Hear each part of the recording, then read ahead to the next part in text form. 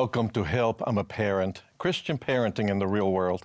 We're so happy that you've invited us to enter into your home, your church, or wherever you may be gathered today. We're delighted you've joined us on this program as we discuss your God-given role of parenting. We are your hosts, Drs. Claudio and Pamela Consuegra, and together we serve as the Directors of Family Ministries for the North American Division of the Seventh-day Adventist Church. We believe that one of the most important roles you will ever play is that of being a parent. In the midst of a secular society, it's easy to leave God out of the training of our children. The purpose of this series is to not only put God back into the equation, but to place Him at the very center. Parenting stretches us and shapes us like no other experience on this earth.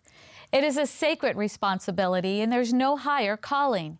It is a calling that has its shares of joy as well as challenges, and it is a calling that demands a big investment on your part if it is to yield results. And yet the returns on that investment will last throughout eternity. Today we're going to discuss school, study skills, and homework. We can still remember our girls' first day of school. Yes, there were tears that were shed, not just by them. That nest was suddenly empty for all those hours every day. It was hard as we spent those first school days wondering if they were eating their lunch. Did they put their coat on for recess? Were the other children being nice to them? Well, it seemed that overnight our toddler girls had become school age, and now they were standing before us all dressed up in a school uniform with a lunchbox in one hand and a backpack strapped on those little shoulders. Were we ready? No. Was she ready? I sure hope so. These school years set the stage for future interaction with peers, the development of strong study skills, personal responsibility for homework, just to mention a few. In sending your child to school, you are really placing them in the care of another. During the school year, your child actually spends more hours of awake time in the classroom than they do in the home. You want them to be academically successful, but you also are concerned about character development. So how can you, as a Christian parent, make sure that all those hours spent in a classroom are in agreement with what you want your child to learn and the character you want them to develop? Do those hours reinforce the values that you are trying to instill at home?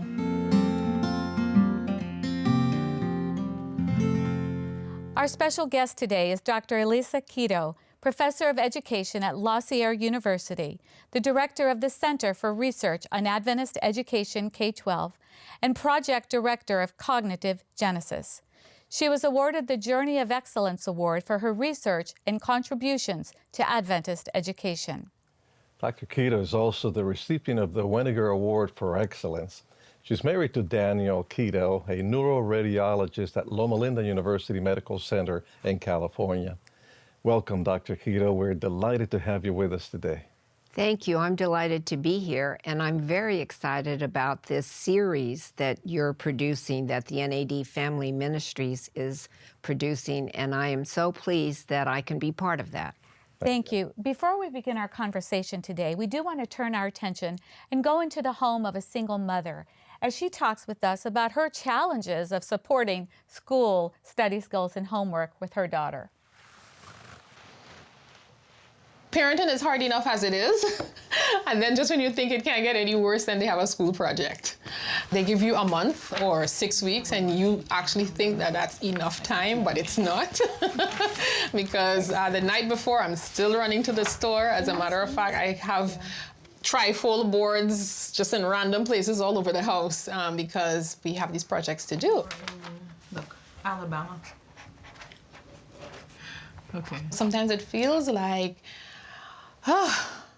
life is already so busy, and there's already so much to do, and I still have to feed them, bathe them, get them into bed by a certain time so that we're not lagging behind the following morning trying to get them out of bed. And I'm happy that they're learning, but one of the challenges with that is that they want to get it done right. They want to get it done well. And I want that for them, but sometimes I'm just so tired. I'm just so tired. And I'm like, okay, can we just, put this here, put that there, put this here, we just call it a day. But at the same time, I want them to excel. And so I'm trying to be patient. And so I feel, sometimes I feel as though I don't get it right. Sometimes I feel like being impatient makes me a bad mom. Or that I should be more patient or more loving or more, long-suffering when I just want them to go to bed. Parenting is hard work.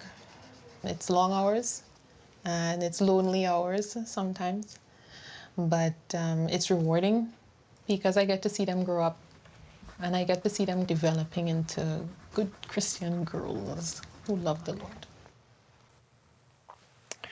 Joy's going through those challenges that probably every parent has to go through with their children's homework. Tell us a little bit about what the research shows about the importance of homework and study skills. Well, to be honest with you, the research is enormous, but it's all over the board. Okay. So I would say in one word, it's uncertain. And it's uncertain in this degree that you have to look at various areas. So if you look at the academic area, Okay. and then you look at the non-academic area, Okay. and then you look at elementary school, and then you look at junior high and secondary schools, Okay. the research shows different things. Okay. But if in general I were to speak to the 8 to 12-year-old Right. age, I would say that homework is not as valuable for academic achievement. Oh, The older you get, the more important it becomes and the greater correlation you see between homework and academic achievement. of course, we don't want parents to, or even kids to get the idea that, well, then they don't have to worry about homework. Why is it important that they do homework now in the early stages in relationship to what's going to happen later? Well, there is some debate about how much homework we should assign elementary school kids. And so there are guidelines that the National Education Association have put out.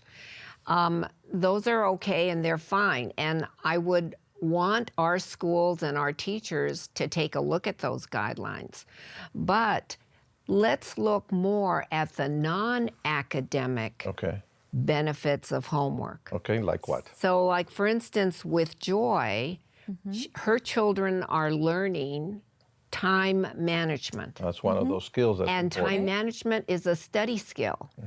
So, like when she's saying she's scrambling the night before, they shouldn't be scrambling the night before. That's reality, in all of our lives, right? Right. But in theory, and not in theory, just in practice, the non-academic benefits in the younger ages and earlier grades are more beneficial.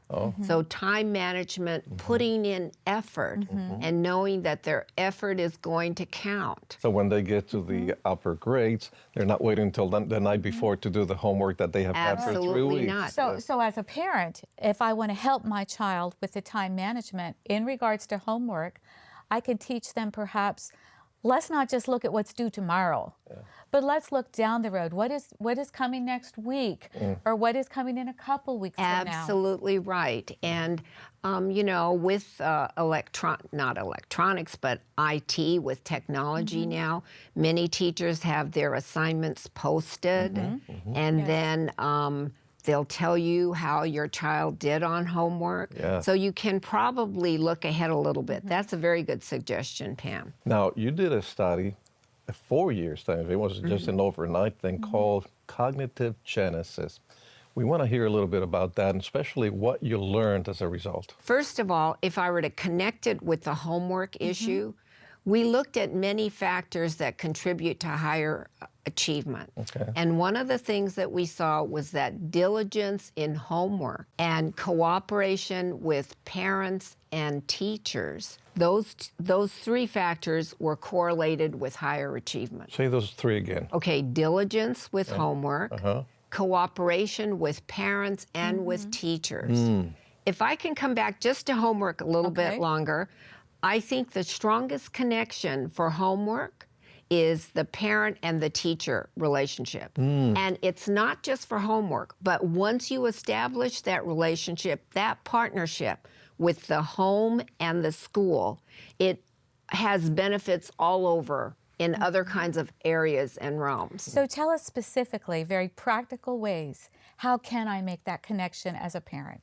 Okay, so over 4 years, all of the schools in the NAD, so it was a population study, okay, we found out that students in Adventist schools scored above the national average in all subjects, in all grades, no matter what size school very they were encouraging. attending. Yeah. And then here's the most surprising thing. No matter what kind of ability they had, they scored above their predicted achievement. So if the ability is here, as teachers, we want the achievement to be here. Right. Right. Kids in our schools, achievement was here, above their ability. Yes. Think how parents should mull that over and say, why is that happening? What's happening in our schools that's allowing that to happen? And I even want to think, why isn't it happening in the public school where my kids are? Well, maybe there's a good time to think, should my kids be there instead of an Adventist school? Absolutely. And so I want you to talk with us a little bit specifically about this. Let's expound on this, because when I was spending some time with Joy, she made the comment to me that really has stuck with me. She said, you know, Pam, I'm a single mom. It is a lot easier for me to send my child to a public school. The bus picks them up right here at my door. The bus delivers them to my door in the afternoon. The school will even feed my girls breakfast and lunch free. And yet she made the decision that wasn't easy. So I want you to talk to those parents that would say that. It's easier, it's more convenient to send them. Why does it really matter? Show us what you found out. Well, first of all, I think that parents, when they use those kinds of rationales, and they're legitimate ones, you know, they're thinking short term, Okay. here. I think we would want to think long term and there. And I'm talking there meaning eternity. Right. So I'm asking parents, wouldn't you love it when your children are adults that they're sitting in church with you with their kids? But even more than that, don't we want to meet? Don't you want to meet your kids and your grandkids at the Tree of Life? Yes. Have a big reunion there? That's long term. Yes. So when you choose a school, and it's research has shown that when a parent chooses a school, more beneficial things happen. They're committed to that school, okay? And the fact of the matter is, I think that we're all concerned about character. Yes. Now, there's a whole new realm of research on character. In fact, I just returned in the fall from a conference in Boston, and listen to the title of this conference, The Science of Character. Now, how can we look at character and call it science now? We can. We can because we can look in the brain while the person is still alive. They're not dead, and we're not looking at, you know, they're alive through MRI scans, and we can see what is happening when they're thinking, when they're making decisions, when they're doing all of this thing. So there's a whole realm of research now that happens every year at this Brain and Learning Conference, Yeah, and this is science of character. in fact, when you think about the number of hours that the children spent in the classroom with the teachers, you realize what great influence those teachers have on their development, the development of the character. Tremendous. Which means, then again, do you want your kids with Christian teachers who are helping you in that development, or with those who just simply can't or don't care to develop that character Right. properly? And so in our schools, we have a curriculum where the idea of creation and God as creator threads through all the curriculum. Now think about public schools. Well, you might have a teacher there who believes in creation and who believes God is the creator, but she can't or he can't talk about it. Right. In Adventist schools, that's not an issue, right? Absolutely. So kids can answer these questions. Where do I come from?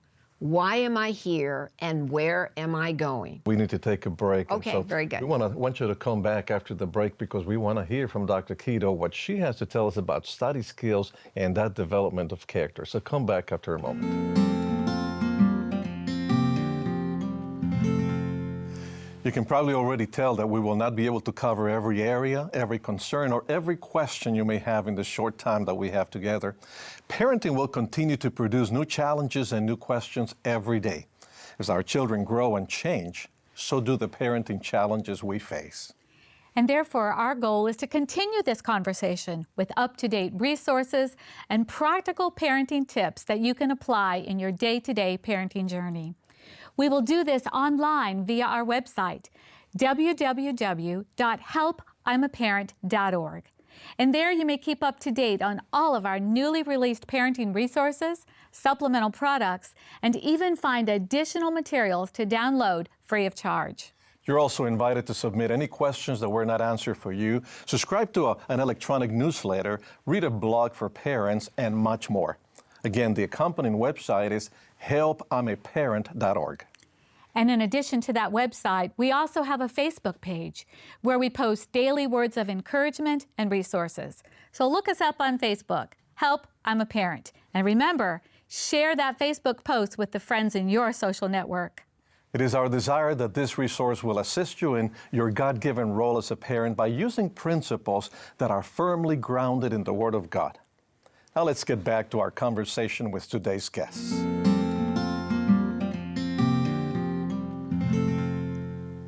Welcome back to our program today. Before the break, we were talking with Dr. Keto about character development and how important the school that you choose for your kids is in that character development. So, Dr. Keto, can you continue to tell us about that? Well, I would like to say that in Adventist schools, character development is happening every day in every classroom. That's right. That's a major goal. And while the focus for that character development is not just to be a good citizen here on earth and then one in heaven, I'd like you to know that recent research in the past decade shows that it's character that contributes to success in your professional or business life. Sure. Character. So let me give you an example. Self-control, diligence, integrity. Listen to this one, kindness and gratitude. Can you imagine in the business world, it's kindness and gratitude? And we are promoting that, maybe promoting isn't the right word, developing that every day in our schools. Yeah, so it's something that goes with them for their entire life. Exactly. And as Adventists, also through eternity. But it's only been recently that there's been such a close connection between success in your secular life or your professional life that this is happening. So it's not just a theory or No. some theological concept. We're talking about practical things in Yes, life. exactly. You know, we have been really talking about this subject, and time is limited, but we do want to also remind our listeners that we are going to put some additional resources that you have. In fact, you have a whole website dedicated to this research, and we're going to put that link on good. our website. But we also want to ask you, you've been talking specifically about choosing Adventist education for our children. What about other Christian schools? I mean, does Adventist education really matter? What if I want to choose another Christian school as long as it has a Christian worldview? What about that?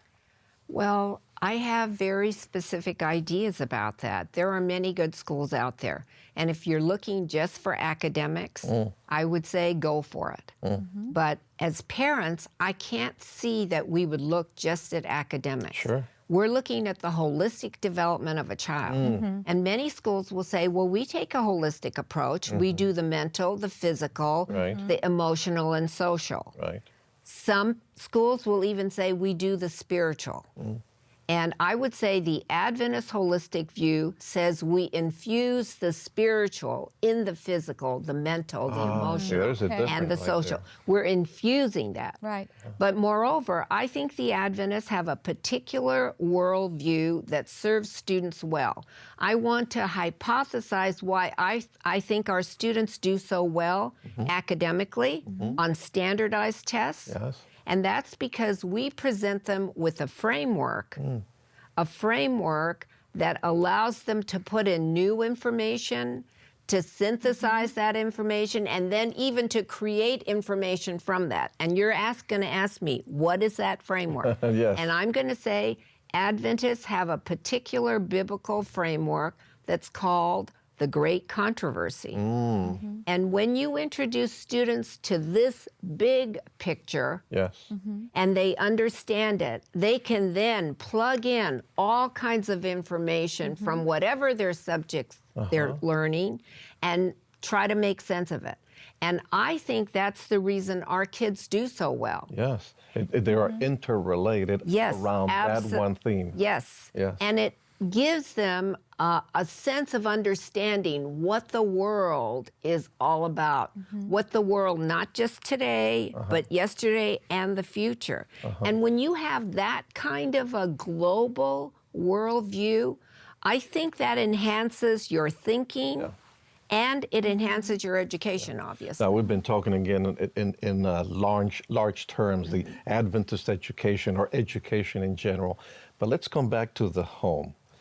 Let's talk about those study skills again that a parent needs to help their child with. We already talked about time management. That is so crucial and something that they need to take throughout their career. What other skills can we teach our kids so that they will be useful in the future? I think kids need to realize that effort counts a lot.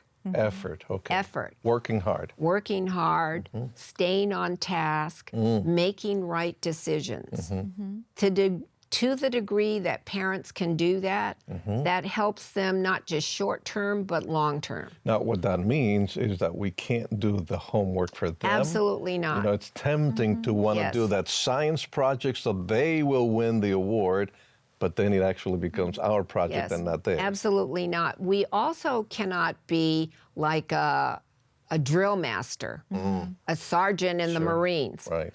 Because what you want students and children to learn as they're doing homework and as they're practicing study skills, you want them to have positive attitudes about learning. That's right. And about school. And if the parents are not communicating positive attitudes and behaviors, the student, their children will not get those. And I think that's really important for our parents to hear. It's not just about completing the assignment, Yes. getting it done, but that in the process of doing that, as I'm sitting beside my child at home or as I'm working in the kitchen and they're doing homework at the table, that they are learning time management. They are learning to do their very best, to perseverance, stick at it, don't give All up. those are character issues also. That's right. But it's so easy to think we just have to complete Yes. this task. You used the word process, and I think that's the whole key to homework and study skills. It's more the process, less the product. So it's in the process of doing your homework or practicing a study skill. Okay, that's the important thing, not so much the product. And I think most of us, as just regular human beings, tend to focus more on product. So if I were to advise parents, I'd say, parents, don't be so concerned about the product. Think about what skills your child is learning, is practicing in the process. What attitudes is she or he gaining because of your positive attitude toward this task? So we could be teaching them to do something now only to get a grade or something now that they can use not only in school, Yes. but throughout their lives because, again, we're helping them to develop that character. Right. And also, as an elementary school student, the traits, the skills they're learning now are going to be more beneficial to them when they're in high school. So independence is one. you don't want the parent hovering constantly over the child doing the homework, Right. right? Because eventually you want them to be independent. So when they're in the 11th grade and they're doing their math homework, they can be independent learners. Or actually, when the kids learn things that we never studied, how can you help them? Like the to do new their math. homework? Yeah. Yes, exactly. You're absolutely right. Right. So that is Yes. important. Yes. If you could say a few words to the parents, we are the parents of children right now, small children ages 8 to 12. What would you tell us that that would help us to decide on a good Adventist education or good study skills? What would be your best advice in just a few Just words? boil it all down into a Okay. couple sentences. My first advice would be stay in close contact with the teacher. Right? And if you create a strong, positive relationship with the teacher, I guarantee you things will go well for your student, for your child. Yes. And so that would be my overall thing. And then the other thing would be, as I've said before, concentrate on process. What are the skills my child is learning, not what kind of grade my child is going to get. Right. Do you see that? Don't focus big on grade. difference. Yes. And then if we do time management so that a child learns what is good time management, and if you don't manage your time, there are going to be consequences. That's very practical. We thank you so much, Dr. Keto, for being here with us, for sharing your research with us as well. I'm happy to do it. Thank you so much for inviting me. And we also want to thank you for joining us as we explored some of the challenges that face us when our children start school. We also want to remind you to visit our parenting website, helpimaparent.org. There you will find many additional resources and materials. As much as you love your children, God loves them even more. But He's appointed you as their stewards, their caretakers during their lives here on earth. But even more important, He has entrusted you with the task of preparing them for their forever home in heaven. Remember that God never said parenting would be easy, but He did say that He will never leave us or forsake us. The Creator who knit our children together in the womb and has numbered the very hairs on their heads holds the blueprint for their lives. Claim His promises and invite Him to co-parent with you. Join us next time on Help I'm a Parent, Christian Parenting in the Real World, when we will discuss the challenges surrounding friends, peer pressure, and bullying. It is our prayer that your child's academic experience will be a positive one that will reinforce the development of character traits that you as a parent want to instill in them, and one that will develop their God-given gifts for a lifetime of service. May your home be filled with blessings today.